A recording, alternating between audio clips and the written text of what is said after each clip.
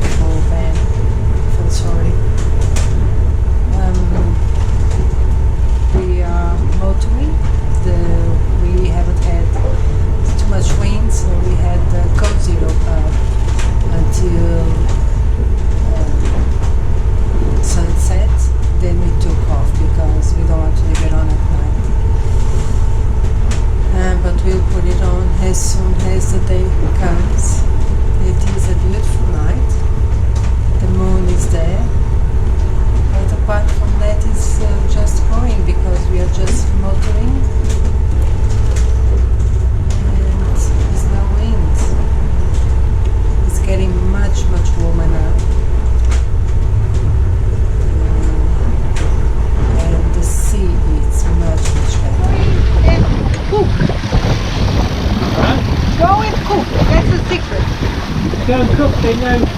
Yeah, that's right, every time. You look at them, you know, every time. They smell it.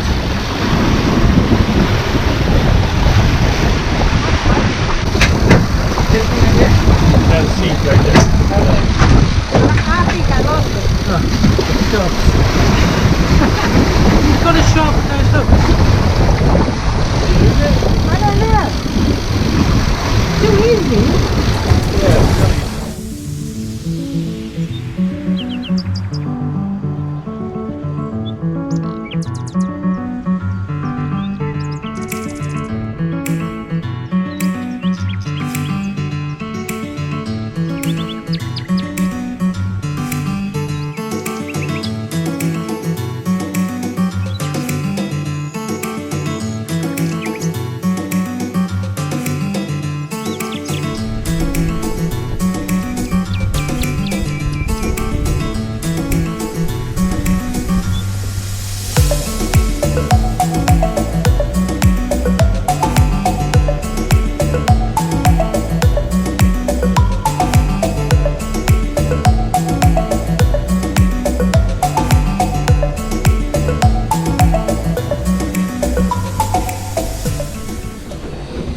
It's night 4 and we've been trundling along really for the last few days.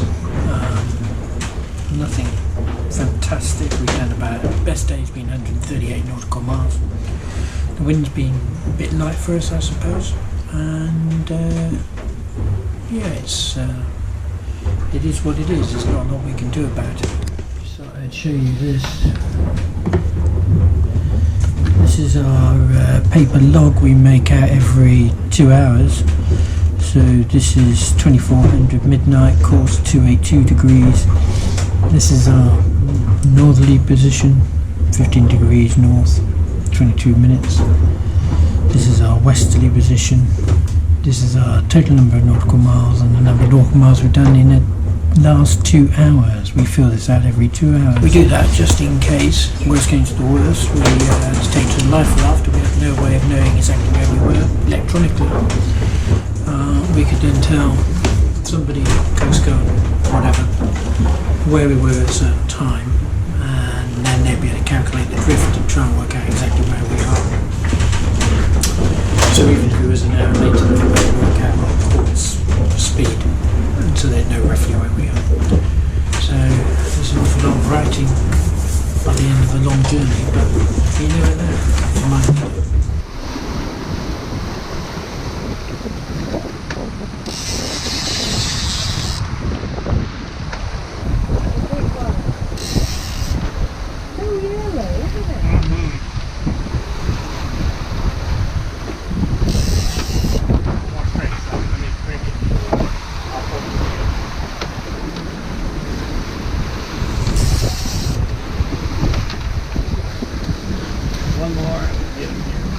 see the front when you go from here. Yeah, it's big.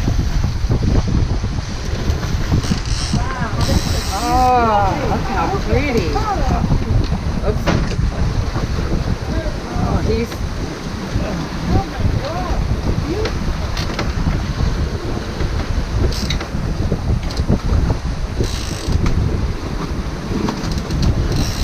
Hang on. Shit! Alright, I got him. Oh, don't let him. There he is. Oh, it is big female. We need that. Oh, we need that. Oh, yeah, yeah. Going, going.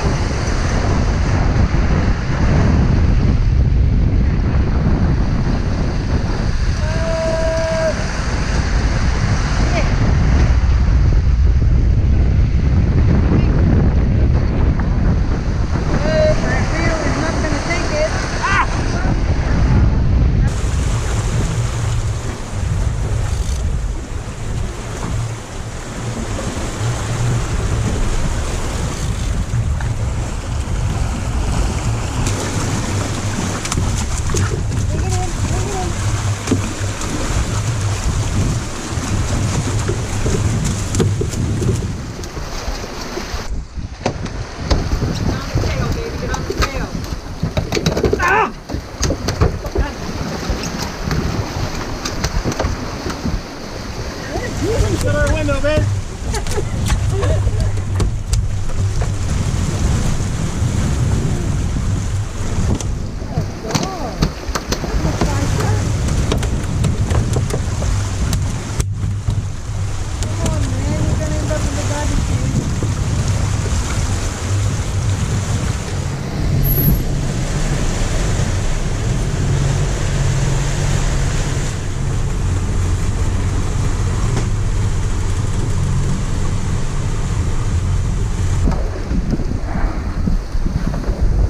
Chief.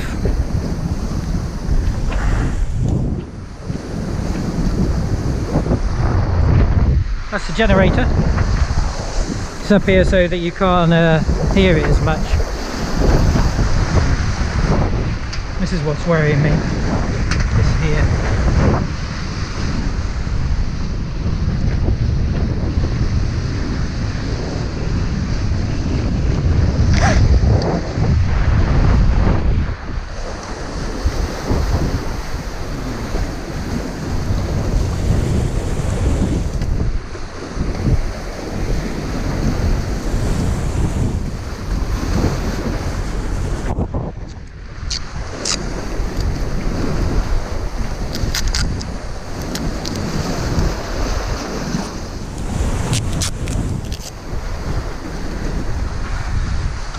Just that bit there. It hasn't actually worn through yet.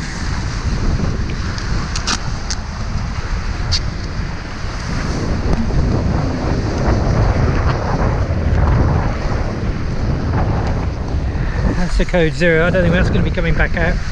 It's knotted. Ooh, man, look at that. And it goes on like this, hour in, hour out, day in, day out. Nothing changes. Absolutely fantastic. I can't tell you, it's just amazing.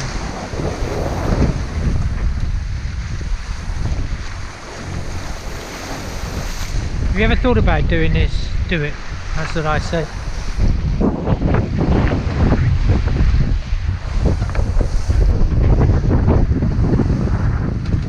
There we go. Any more little tasks of the day? That was the big one that was bugging me.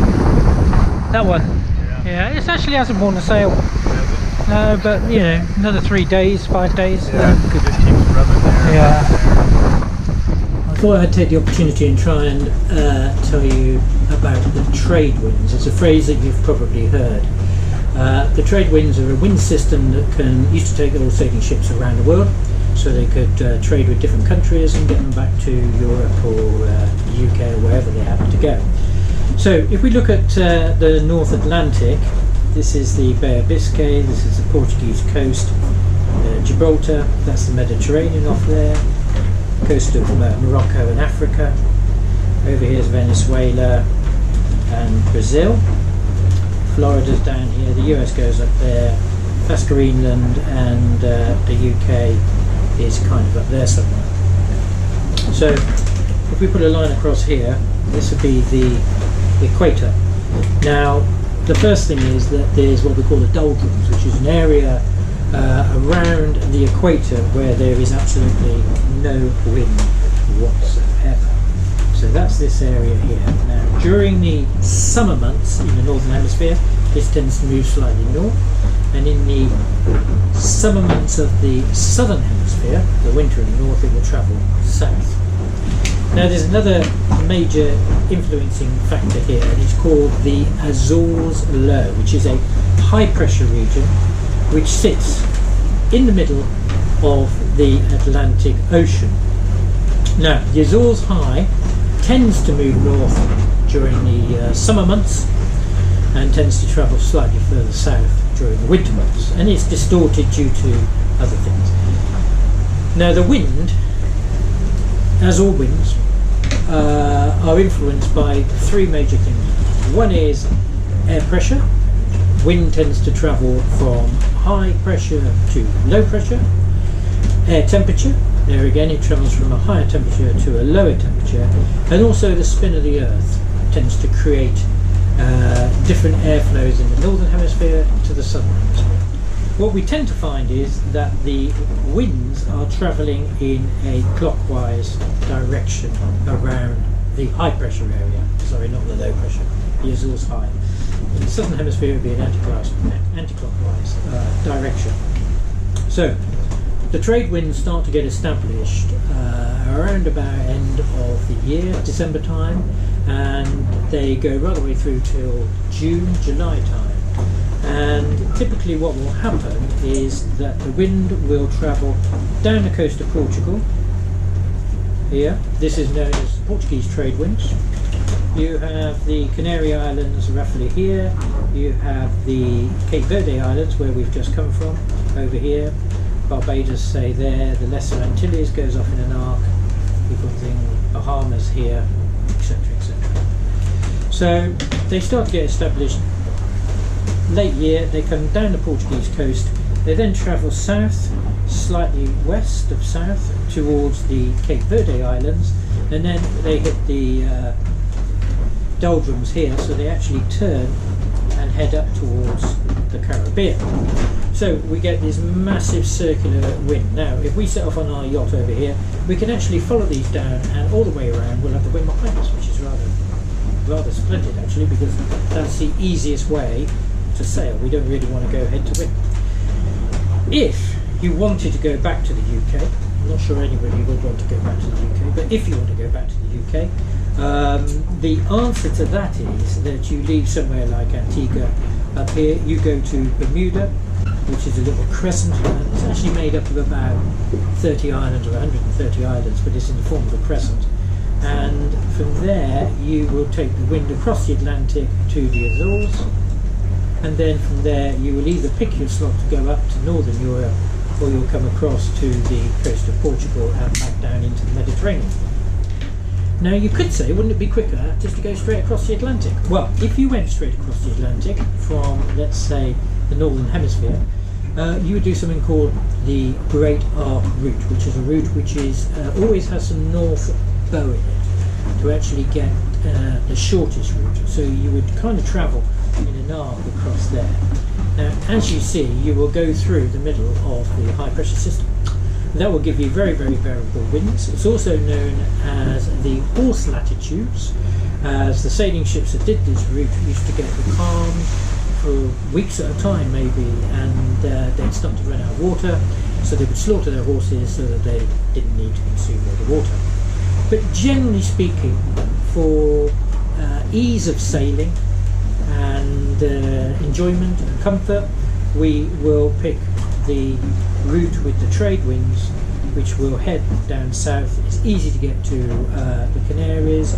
It's a 6 or 7 day hop then down to Cape Verde Islands. You can have a break and then you can head off west across the Atlantic, and it is almost due west, and you turn up in the Lesser Antilles. So, and down here you've got a little bit of current taking you as well. The current's built up by the wind, so you've got about half a knot or a knot of current the closer you get to the Caribbean. The waves are behind you, the wind's behind you, you're in for a great sail. Ready? Yep, go.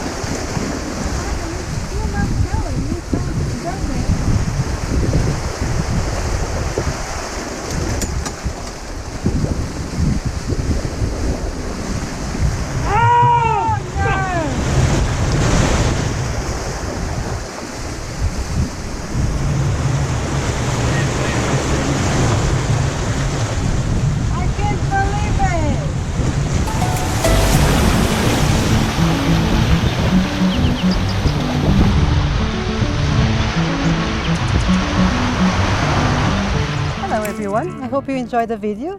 So on this video we did our first our second leg to the Atlantic. It was the first half of the second leg. Yeah, exactly. Yeah. I got confused with that. Yes. It's about 2,100 miles across the Atlantic from Mindelo. Mindelo, yeah. And this kind of covered round about halfway. Halfway, yes. Yeah, Mm-hmm. yeah. Mm-hmm. So yeah, so it's a lot of the night shifts are a bit tiring, but the way we did, I think, we worked very well. What we did was we did 3 night shifts of 4 hours. So one night, Carla and I would do the 8 till midnight, and Ben and Carla would do the midnight till 4, and then we would be back on the 4 till 8. Every other night we would swap. So that meant Carla and I would actually split our shifts into two, which means that we would actually be able to get 6 hours sleeping. Yeah. Well, 6 hours off duty, put it that way. I don't think you ever did. I don't think I ever. No. Because Simon was always up. A different sound on the cabin. He was. Especially our first week out, I was sort of a little bit more anxious. I think because we were just getting further and further away from land. He wants to come on the videos. He wants to come. And once you're around 450 miles, you can't get a helicopter any longer. So it's a bit. It was a bit stressful, I have to admit. I did, but as soon as I got to halfway, I actually relaxed into it more. I did. Yeah. Now then, I need to apologise because it is the Azores High. I'm fully aware it's the Azores High and not the Azores Low. So apologies for that. And also, Carla, being Portuguese, will tell me here that Columbus did his discoveries in the 1500s, which is obviously more than 300 years ago. Yeah. So I'm sorry about that. That was a little bit doing the presentation and not thinking. But I hope you enjoyed that about the trade winds. The trade winds. I think it's important for people to know, because we always listen people saying it's a it's a trade wind. It's a trade wind. But we don't really know. Yeah. And actually, they do blow all year round across the Atlantic. It's just that after June time, you tend to get tropical storms and hurricanes coming into those trade winds, which really means it's a bit of a no-goer. But you know, if you were prepared to risk it, you could go in the other 5 months of the year. Yeah. Mhm. So we got that one out of the way. Yes. Yep. Yeah. Yep. And then fishing was a huge Yeah. distraction, during the crossing, wasn't it? You loved it. Oh, I loved it. Yeah. Yeah. We Yeah. got 11 mahi-mahis between Yeah. me and Ben. Yeah, I got one. You okay? Sorry. You got one. Don't you forget on my fishing line. I think Ben got the bigger one. Yeah, I think Ben probably got the biggest. The biggest yeah. one. Yeah. And but I will get bigger now because he left me his rod. It was very Yeah. very generous of Rod him. and reel. Yeah, and reel. Yeah. You've got the same reel now as Ben in Ben and Ashley, Ben and Ashley. Yeah. and yeah. apparently he's sailing a hoa. Yeah. yeah. Apparently they are the best fishermen. Yeah. It's all down to the rod and the So knot. I'm on competition now. But more fish got away than you actually caught. Yeah, well, I think we lost about 15. Yeah. Yeah. It was just so terrible when Yeah. we lost one, wasn't it? And especially Ben suffered for ages on one trying to pull this thing in, Yeah. and then all of a sudden it took more line, and he had to join in the line and go in the shop and said, "Oh no, it's okay, I'll join the two lines together for you in a special knot." And as soon as he said, "Oh, he's gone onto the green line," ping, it went. It's gone. Gone. It was a Yeah. huge Yeah. fish. It was, And we had another one where I helped you pull it in yeah. like this because it was so big, Yeah. and then it It just was got just there on the steps, Yeah. and it was just Yeah. left. Oh Gone. gosh. gone. So it actually was a great distraction. Dobby Yeah. was a great distraction as well. Dobby was a great distraction too. Yeah. Yes, because we had something to play with. Yeah. Because it can be boring, because you have no Wi-Fi, no internet connection, No. nothing. No. So it's amazing how can Well, you be- have the Iridium Go. Iridium Go. It's Yeah. great. Yeah. You can send emails, You can send emails up to 150 characters or something. I don't know. and every time we receive an email from someone was cut off, wasn't Yeah, it? 'cause it's too Wasn't it? long. Yeah. No, I think it's a bit more than 150. It's 1,000 characters, I think it It's is. 1,000 for us to send was fine because Yeah. you could send your blog every day. I had to send it in 2 or 3 in chunks. 3 chunks, yeah. But then to receive was always a problem. Yeah, Yeah. yeah, But yeah. at least it helped us. It's like still being connected with the outside world. That's right. Even though it is a little bit Because slower. you feel very lonely because it's just us. Everywhere you look around is just the sea, Yeah. nothing else. And just to mention a bit about the sailing. The sailing was absolutely downwind. We had like 3 or 4 days in a block, downwind, Genoa on one, mainsail on one side, the Genoa and the Code Zero out.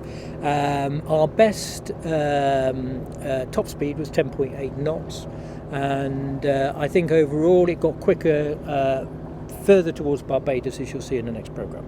Yes. Yeah, But but it it was was a a fantastic sail. great sail. We Yeah. had no problems. None. No problems. Absolutely none. Not one problem to say. No, Bit of nothing. chafe on the Genoa on the I think they call it the seagull stand at the front there, the A-frame, and we had to put that pipe on there to try and We just had stop our it. episodes with the cozier, which we always have because we Yeah. don't have the right furler. I No, think. it hasn't got the right further Yeah, on it. yeah. We had a few little Yeah. traumas with that, which we always do. We but- always do, so we know how to manage. Yeah, So yeah, we did work yeah. with them, so Yeah. we was fine. Yeah. it's No, all it was good. really good. It That's was fantastic. Okay, well, thank you very much. And next week we will be arriving in Bridgetown, Barbados. Thank you very much for following us. Please subscribe to our videos, it really helps us. We are nearly on 5,000 subscribers, and we hope you can help Yeah, us. if you survive, it will be a bit of a milestone for us to get to 5,000, so that would be Yeah. fantastic. Yeah, that would be great. And if you can follow us on Facebook and Instagram and on Healthy On Board as well. Thank you very much. Bye.